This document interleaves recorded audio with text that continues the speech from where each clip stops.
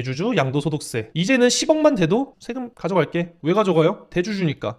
그럼 어떻게 돼요? 가격이 떨어집니다. 예. 과연 이 정책은 코스피 5천을 가기 위한 정책일까요?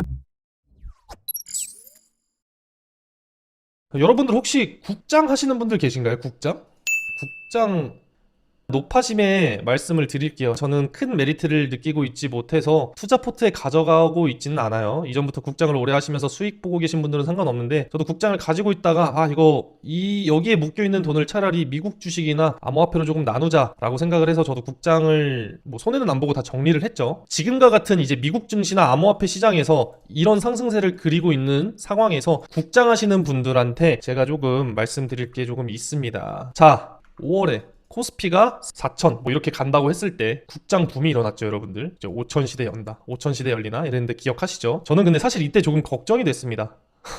지금 같은 시기에 국장이 맞을까라고 해서 저는 좀 걱정이 됐어요. 국장하실까봐. 근데 이건 국장이든 미장이든 크립토든 다 해당되는 말이긴 한데, 5천 시대 열린다 해놓고 지금 3천선 뚫릴까 이렇게 이야기하고 있는 현재 시장에서 뉴스 이슈에 너무 이끌리지 않으셨으면 좋겠다. 갑자기 국장이 막 올라간다, 3천 돌파했다 이런 뉴스 보고 이거 진짜 가겠다라고 하고 좀 무리한 투자를 안 하셨으면 좋겠다라는 생각이 들어요. 팩트를 바탕으로 내가 공부를 해서 외부 이슈 상관없이 최대한의 수익을 낼 수 있는 곳에 저는 개인적으로 투자를 하셨으면 좋겠고, 지금 이 라이브를 시청하시는 분들은 오늘 제가 하는 말 들어보시고 국장 하시는 분들도 한번 곰곰이 생각해 보셨으면 좋을 것 같습니다. 경제, 지금 이 세상이 나라가 어떻게 돌아가고 있는지 관심이 많으신 분들은 아실 텐데, 이번 하락의 직접적인 원인은 대주주 양도소득세 과세 기준을 50억에서 10억으로 하향하겠다라고 발표를 했습니다. 그러니까 이제 원래는 한 종목에 50억 있는 사람들한테만 주식 매매 차익에 따른 25%의 세금을 가져갔거든요. 여러분, 이제는 10억만 돼도 세금 가져갈게. 왜 가져가요? 대주주니까. 왜? 50억에서 10억으로 낮췄기 때문에 10억을 가지고 있는 사람들도 세금을 걷겠다라고 발표를 한 겁니다. 그런데 이제 이 10억이라는 기준이 사실상 서울 아파트 평균 가격 수준이죠. 이제 마포까지만 가도 20억이고, 그리고 좀 이제 외곽으로 나와야 영등포나 강서 이쪽으로 좀 내려가고 좀 빠져야 10억대 아파트들이 보입니다. 평균 아파트 가격 수준입니다. 그럼 투자자 입장에서는 12월 31일 기준 10억 이상 보유하고 있으면 과세 대상일 테니 연말 전에 매도해서 과세 대상에서 벗어나라는 움직임을 생길 수밖에 없습니다. 자, 10억 갖고 있어. 근데 이렇게 하향 조정을 해. 그럼 내가 10억만 갖고 있어도 세금을 내야 되니까 연말 전에 세금 내기 싫으니까 다 털자.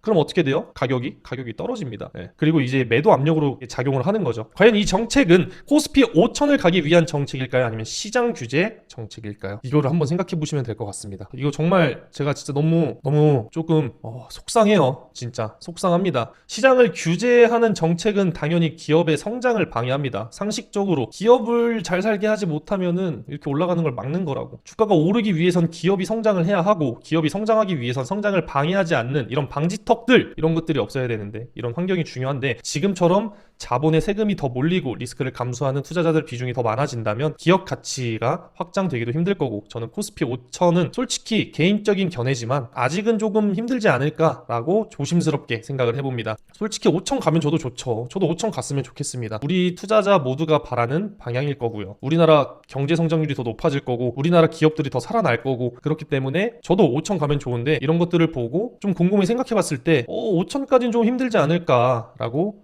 저는 생각을 합니다. 그래서 이제 보통 세제 개편을 할 때 부동산과 주식 쪽이 가장 많은 관심을 받는데, 이번에 사실 부동산 관련 대책도 하나도 안 나왔고 주식만 이제 엄청난 게 나온 거예요. 이렇게 되면 이제 사람들이 어떻게 생각할까요? 주식보다 부동산, 집 한 채가 더 낫겠구나 라고 생각을 하겠죠. 왜? 주식이 메리트 있었던 이유는 50억까지 매매 차익에 대한 세금을 안 걷었거든. 내가 살고 있는 집 한 채보다 더 비싼 돈을 운영해도 세금이 적을 수도 있었단 말이죠. 근데 이제 10억만 가지고 있어도 세금이 떼이면 차라리 그 돈을 집에 보태서 더 투자 가치가 있는 집으로 이사 가는 게 낫지 않겠어요? 그러면 이제 부동산 가격이 또 오르겠죠. 현실로만 봐도 코스피는 보이시죠? 이게 코스피 차트입니다. 2015년부터 차트고, 이게 나스닥 2015년부터 현재까지의 차트예요. 이게 현실입니다. 지난 10년간 꾸준한 상승보다 조정과 반등, 조정, 상승, 조정, 이런 것들이 반복되는 박스권 시장이었는데, 나스닥 같은 경우는 보시면 되게 아름답죠. 계속 올라가죠. 왜 이렇게 차이가 날까요, 여러분들? 미국 시장은 제한하기 위한 규제를 잘 하지 않아요. 기업 중심, 성장 중심의 구조입니다. 그래서 단기 조정은 있더라도 정책은 기업을 키우는 방향으로 움직입니다. 미국은 기업들을 더 잘 살게 해준다. 그래서 이제 저 또한 미국 주식